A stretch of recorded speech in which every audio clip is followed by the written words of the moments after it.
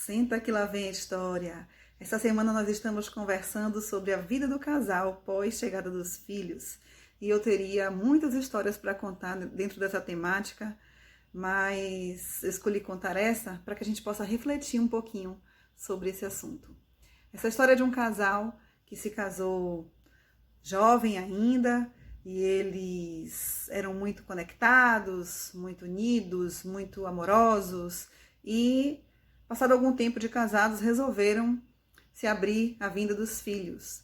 E não foi fácil a chegada desse primeiro filho, eles demoraram bastante para conseguir engravidar, ela precisou passar por um tratamento, mas enfim, após essa batalha, que foi uma batalha bem longa, eles conseguiram e tiveram esse primeiro filho.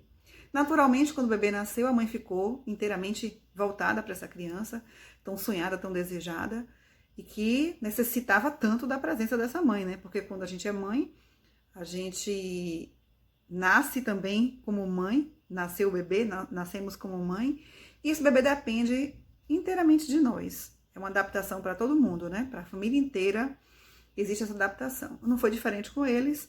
O pai ficou muito como espectador nesse primeiro momento. A mãe também meio que tomou esse espaço todo dentro da relação com a criança, não queria que ninguém se aproximasse dessa criança, ela se voltou aos cuidados da criança e não permitia sequer ter uma ajuda externa. Mas enfim, o tempo foi passando, a criança foi crescendo, cada vez ficando mais independente, como todos nós, seres humanos, somos, vamos crescendo, vamos ganhando independência, podendo ficar cada vez mais, né, sem uma mediação por perto, e essa mãe não conseguia se desconectar desse filho. É importante dizer aí nesse ponto que, à medida que a criança ia crescendo, a mãe não ia retomando a sua relação conjugal com seu esposo. E isso foi, claro, criando um grande abismo entre os dois, né? Na verdade é essa, um grande abismo entre os dois. A gente percebia, quando estávamos perto deles, que eles já não tinham mais uma relação de casal. Eles pareciam amigos que coabitavam numa mesma residência. E isso é muito triste, né? Quando a gente percebe, eu não sei se você já conhece alguém ou conheceu alguém que coabita com seu parceiro ou parceira, mas não tem uma relação que a gente sente que é ali na carne, né? Que são juntos. A gente costuma dizer que eles são, de fato, uma só carne. Isso não acontecia mais com esse casal. E eles foram se distanciando cada vez mais, né? Distanciando dos interesses, essa mãe cada vez mais voltada para essa criança, chegando a sufocar essa criança, trazer outras situações para a criança que não cabem ser colocadas nesse momento agora.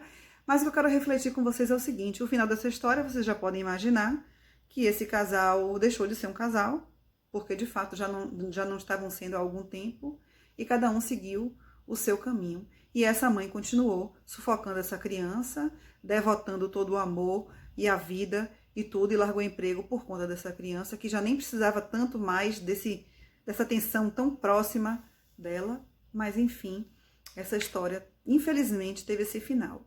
E aí eu chamo você para uma reflexão de como a gente pode conciliar essa vida de casal com a vida de pai e de mãe pós-chegada dos filhos. Primeiro eu queria dizer para vocês que uma rotina bem estabelecida é importantíssimo, e que quem estabelece essa rotina somos nós, adultos. Não é a criança que vai dizer a hora que ela vai comer, a hora que ela vai dormir, a hora que ela vai tomar banho, a hora que ela vai fazer tarefa. Isso é uma rotina que é colocada pelo adulto. E através dessa rotina, a gente pode cada vez mais se organizar para darmos continuidade, segmento à nossa vida antes da nossa criança chegar. Então eu vou dizer para vocês o que funcionou para mim, na minha experiência como mãe e como esposa. O que funcionou foi: eu sempre tive uma rotina muito bem estabelecida com os meus filhos. Como vocês já sabem, eu tenho 2 filhos, hoje eles já são adultos.